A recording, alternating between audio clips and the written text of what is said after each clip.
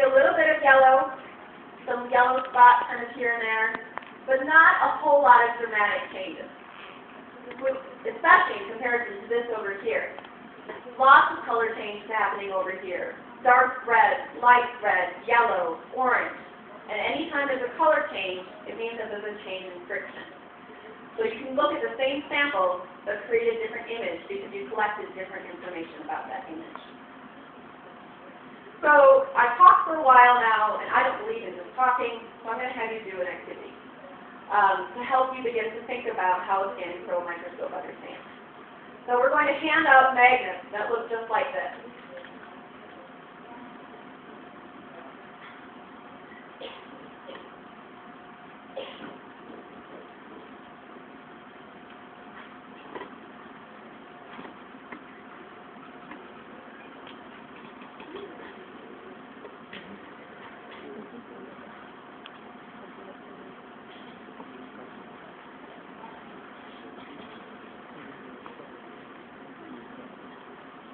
Okay, hopefully I have enough.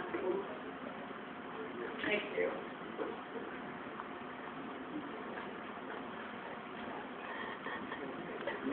I have a large version of the same magnet up here, so just to help you think. So we'll wait a minute while we're passing those out. Scratch if you need to.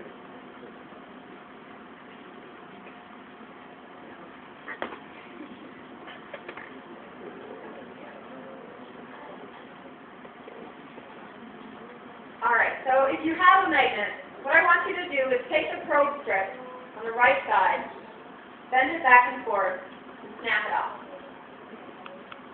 Then turn the magnet over so you're looking at the black side.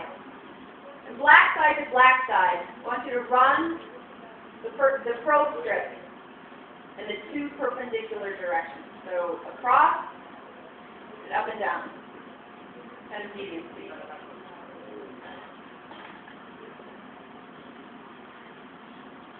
Okay, so what's going on? Even if you don't have a magnet, I think you can probably hear.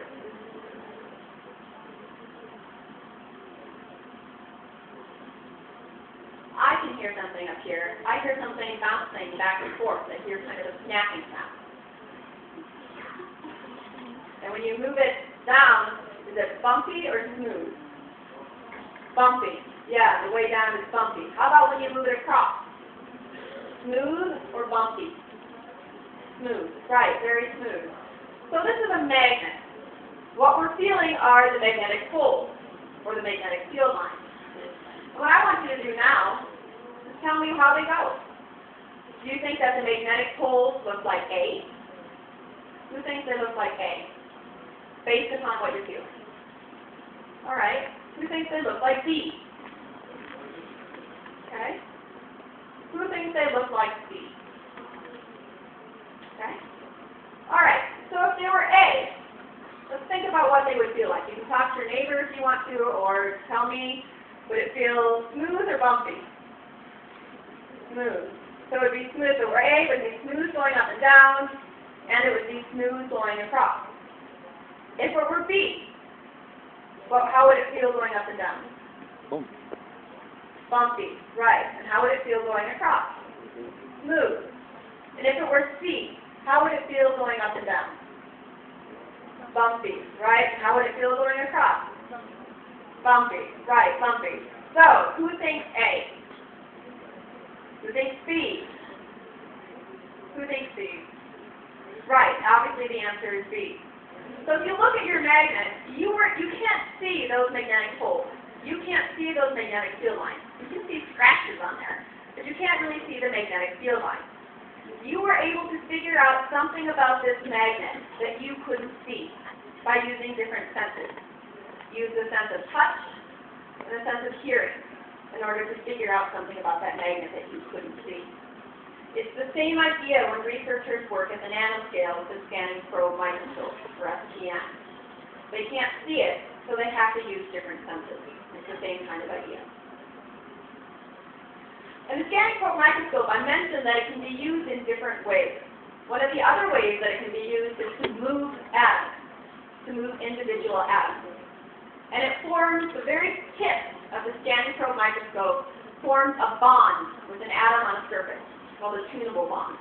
You have control over that bond, how strong and how weak it is. It forms that bond that can drag an atom across the surface and drop it when you want to. So researchers have been able to do this. These are images from Don Eigler at IBM. These are very famous images in nanotechnology. Something called the quantum corral. About 20 years ago, Don Eigler moved 48 xenon atoms into a circle. Into a circle. So that looks very cool. It took 22 hours to move 48 atoms. That's a lot of time. So that if you were to do it today, 20 years later, you would be able to do it in 15 minutes. That's a lot faster, 15 minutes. It's 35 atoms. But 15 minutes for 35 atoms, that's not very fast. Think about how long it would take to make a chair, or to make your dinner, or the shirt that you're wearing. There are way more than 35 atoms in a chair, or the shirt that you're wearing. This is another image that Don Eigler created. Again, he took iron atoms and arranged them to spell his company's logo, IBM. But that takes a really long time. It's not an efficient way for us to build things from the atomic layer or nanoscale layer up. So one of the ways that scientists are trying to have things trying to make things at the nanoscale is to have the things make themselves. This is called self-assembly.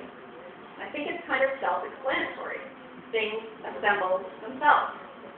You just create the right situation for the right thing, and they go together. A way that DNA is an example of this.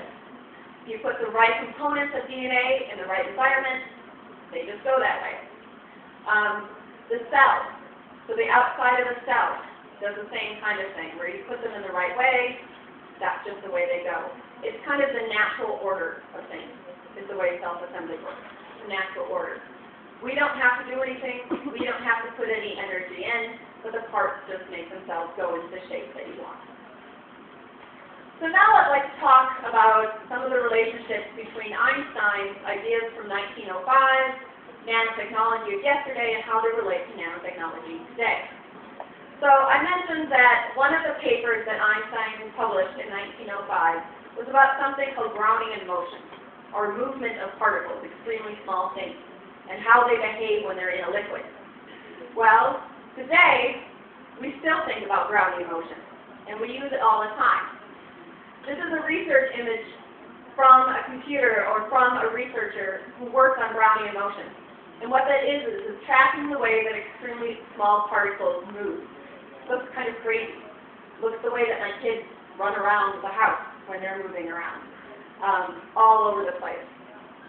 And to help you get an idea of how Brownian motion might work and how random it is, I'm going to try a little demo here.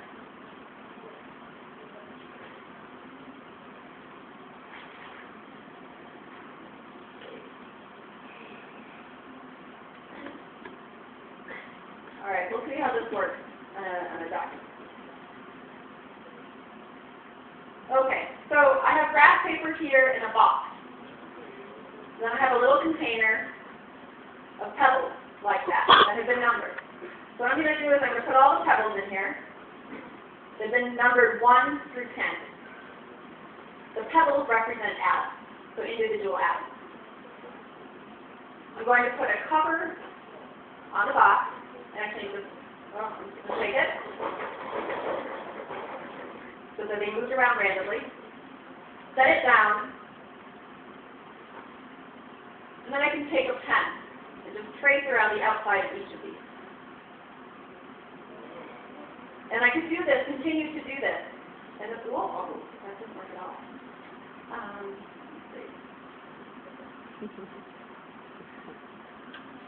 Okay, maybe this demo won't work very well on an overhead camera. We'll just do a quick version of the demo. It's not best suited for this version. You can see where the atoms are this time. If I repeat the experiment, they won't be in the same place. They'll be in a very different place.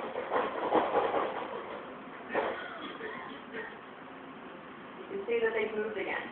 And if you continue to trace this, you'll end up with a pattern that looks kind of like the research image that we saw before. That atoms are always moving in random ways, never going to be in the same place twice, they're never going to be in the same path. This is when atoms and molecules are suspended in a liquid. So today, as I mentioned, we're still talking about Brownian motion and still using it, and it's very important. And actually,